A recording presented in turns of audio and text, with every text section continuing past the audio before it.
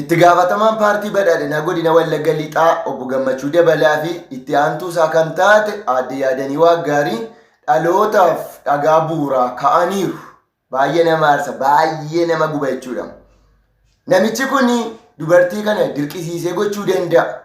Yeroo baay'ee waajjira mootummaa keessaa namoonni hojjetan alaqaa ta'anii dubartootaaf waan gaarii yaadanii hin beekan. Yoomillee nan beekan. Alechuudhaan isan viidiyoodhaan qabe qarratsee haqee agarsiisee wanta wal beekaniif hojii isaanii viidiyoo shooppiidha jedhanii anaanii na arrabsan deebi'anii dhaggeeffadhaasin. Inni kanaan dura iyyaa tureef inni kanaan dura lafaa ture kunoo ifatti baheera. Wanta isaan biiroo keessa ta'anii hojjetan warri alaqaa jechuudha. Qaamaan guddaa ta'u malee dhiirri tokko waajjira mootummaa keessaa gaafa dubartii argu gara ijoolleetti jijjiirama bakka jaallattus jibbitus. Dubartittiin immoo armuma haadha isheellee akka itti ooteen guddanne. Itti sayyuu bakka gaarummaa isaa kan agaa. Baay'ee nama aarsa, baay'ee nama guba kun dhugaa dubbachuu jechuudha. Waaqayyo nama salphisii yoomillee. Kun faayyoon haadha manaas qaba, ijoollee 5-6 qaba yoona. Kanatu argame malee wanti isaan dhoksanii godhan waa baay'een jiraachuu danda'a. Dhugaan siniin jechuu danda'a. Waa baay'ee wanta beekufan. Biiroo mootummaa keessatti hojiin hojjetamu wanta qeessi jibbisiisu, wanta dhaqeessi saalfachiisu, aadaa fi safuu Oromoo kan cabsu meeqatu jira biiroo keessa. Isin kana bicha argitan sin kan kana caalu meeqatu jira wanti hojjetamaa oli guyyaa gara guyyaatti jechuudha.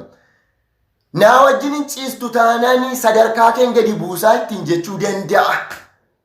Kanaafuu sadarkaan koo gadi bu'urra waanuma ninaan jedhee godhee zim jechuu naa wayyaa jetti dubartiin. Gadiin si buusedha. Dhuguma immoo gadi buusaan. Akkamiin gadi buusa yoo jettanii disiipiliinii yookaan amala hin qabdu jedha. Lafumaa ka'e yeroo hundaa dubbiirra barbaadan.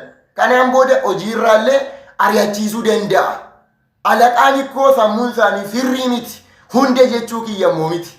Nagaan jiraachuu danda'a. Harka 100 keessaa persentiin tokko. Kanaafuu warra kanarratti tarkaanfina tattamaa akka fudhatamu jechuun barbaada. Ishii waantiyyaa miti jechi mucaa kana anaan na gube ijoollee. Anaan na gube. Haadha ta'uu narra baay'ee.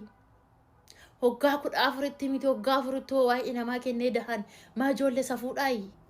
Maa ijoollee har'a baay'ee wannummaa maca'oon tun balleessite maa inni. Barbaadeen na beekan amantaa namaa nan tuqutu nama dhuunfaa nan rabsitu saba namaa nan rabsin. Itoophiyummaa malee wanni ishiin balleessitu tokkomtu hin jiru. Maali yoo deessellee maali isintu guddisaa fi yaa uummata bulgu. Afaan jara saniitillee na harkaa badaan nuun aare. Rabbi hoon aareen afaan amaariffaa sun nuun harkaa badaan. Maal balleessitee urrumtaan kun hundi bicoo kanarratti bu'aa garuu. Badiin intalli tun balleessite maayin. Mucaa surramaa boorkoo doshni kun aanta ligaagam liffaacam. Ani kanaafan of taa'ee isiniin jedha bara. Alangaan haati nama dhaantu nama dhukkubu bara. Alangaan haati ofii nama garaftu nama dhukkubu. Sabni keessi haa garafu, sabni keessi haa arrabsu, sabni keessi haa qaraxaaxafu nama dhukkubu. Because ani qabeenya saba kanaati. Ani Oromoon mirga guutuun irratti qaba. Na jeesus mirga qaba, na fannisus mirga qaba, na aanus na arrabsus mirga qaba. Miknaatum ani qabeenya Oromooti. Abashaan garuu maal abbaa ishiitii dhuftee nutti daangaas natti dabartee na tuuti. Maal balleessite micoon tun? Dhugaa Rabbi ijoolleen Oromoo afaan Oromoo dubbachuu itti qaanfattan, duudhaa Oromoo mul'isuu itti qaanfattan wantiyyaan barumsa isiniif haa taatu dhugaa Rabbi. Wanni micoon balleessite tokkomtu hin jiru.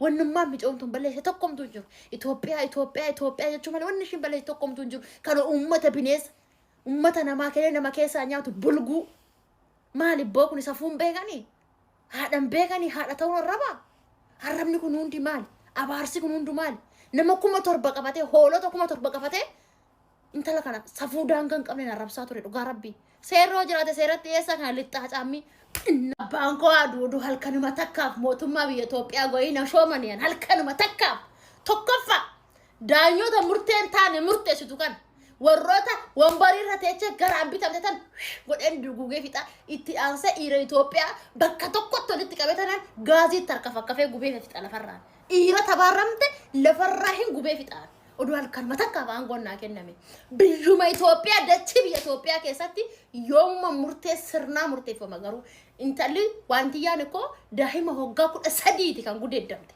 daa'ima hoggaa 13 namtichi hoggaa 40 gudeedee jechuudha. kana gudeede erga alcheen booda hin kaade hin goone gocha kana har'a garuu sirni Itoophiyaa abbummaa laateef abbaadha mirga qaba laalu mirga qaba jedhee bara sirna amma kuni amma sirni biyya sanii dhuguma sirna itti aansee namtichi kun immoo ummata Oromollee tuffate nullee nu tuffate Oromollee nu tuffate abbaa tuffatan ilmoo jalatti dhaananii nama kuma meeqarratti ko maan gudeediin jedhee bara gudeeddaa diggaamee barbaada bara daa'ima Oromoo biraallee gudeedu barbaada namtichi kun sinii galee sirna kana sirni Itoophiyaa Itoophiyaa kana daa'ima hoggaa 13 gudeedu aboona mangubuu kun afaan Oromootis na harkaa badee afaan Amaariffaatis na harkaa badee nan gubadhe odoodon miti tole namticha kana dhajjeesan halkan takka du'aan goonaa kennan kiyyaa kana waraana sila ani gaafoon abbaa kootiin waraana abbaan koo aduu akkam nama goojuu akkamatti abbummaan kennamaaf namticha kana abbummaa miti maqaan abbummaatu akkamitti laattamaaf kun du'uu qaba fannifamuu qaba sila የእያንዳንዳችን ጉድ ቢወጣ የእያንዳንዳችን ጓዳ ቢጠና የሽታው ግማት ሰው ይገድል ነበር።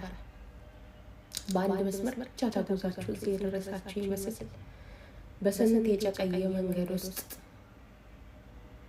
በስንት አስቀያሚ መንገድ ውስጥ አልፋችሁ እዚህ እንዳልደረሳችሁ ዛሬ እንደንጹህ ሰው ላይ እጃችሁን ትጠቁማላችሁ፣ ቁጭ ብላችሁ ታወራላችሁ። የእናንተ ጉድ ስላልወጣ ደግነቱ በሰፈሩ ቁና መሰፈር አይቀርም ይቆያል እንጂ ዛሬ ሌላ ላይ የሚጠቀሙባት ጣት ነገ ወደ አንተ ትዞራለች። እንዳልኩ በሰፈሩ ቁና መሰፈር አይቀርም። ዛሬ የዘራኸው ነው ነገ የምታጭደው። አንተ ባታጭድ ልጅህ ያጭድልሃል። ዛሬ የገነባኸውን ህይወት ነው ነገ የምትኖረው ልጅህም የሚኖረው። ስለዚህ አድቡ። ሁላችንም የሆነ ነገር ውስጥ ዘግጠን ነበር። በእግዚአብሔር ፍቃድ ወጥተናል። ሰው ደግሞ ትላንትናውን አይደለም ዛሬ ሌላ ሰው የትላንትናው ማንነት ልክ እንደ ስሙ የተላልተው ዛሬ ላይ ወክል በነበር ቢሆን ስንት የነበሩ ነገሮች አሉ መሰላችሁ። እና የግል ጥላቻችሁን በሆነ አጋጣሚ በወጣው ጉድ አሳባችሁ ትጠቀሙበት። በልክ አድርጉት። ሲጀመር ሰውን የሚጠላ ሰው ጤነኝነቱ ራሱ ያሳስበኛል፣ ራሱን መውደዱ ያሳስበኛል። ምክንያቱም ራሱን የሚወድ ሰው በስሜት አይነዳም፣ ስሜቱን ይነዳዋል እንጂ እንደዚህ ስሜት እየነዳህ ወጣ አፍህን የምትከፍት ከሆነ ራስህን አደጋ ላይ ትጥላለህ፣ በሰው ዘንድ ትወርዳለህ፣ ትቀላለህ። ያ ማለት ደግሞ ራስህን አትወድም ማለት ነው። ስለዚህ ጻድቅ የሆናችሁ ይመስል ንጹህ የሆናችሁ ይመስል ሰው ላይ እጃችሁን አትጠቁሙ። ጊዜ ደግሞ ጌታ ነው። ዛሬ እጃችሁን የጠቆማችሁበት ይጥፋ፣ ይሙት፣ ይሰቀል፣ ይወገድ ያላችሁት ሰውዬ ነገ የእናንተ ፈላጭ ቆራጭ ሊሆን ይችላል። ቦታ ልትቀያየሩ ትችላላችሁ። እና አድቡ፣ አስቡ ስታወሩ። በተለይ ልጆች እያላችሁ ወጥታችሁ የምታወሩ ሰዎች የልጆቻችሁን የነገ ህይወት እየሰራችሁላቸው ነው። ዛሬ የሰራችሁትን ነው እነሱ ነገ የሚኖሩት። ሌላ ከየትም የሚመጣ ታሪክ የለም። የእናንተ ጉድ ስላልወጣ ንጹህ ናችሁ ማለት አይደለም። ሁላችንም የሆነ ባግራውንድ እንዳለን ጥለን የመጣ ነው። ማንም ያልሰማው እኛና ፈጣሪ ብቻ የምናውቀው የወጣ ይሁን ግን ምነው የዛኔ እንደዚህ ባላልኩም የሚያስብል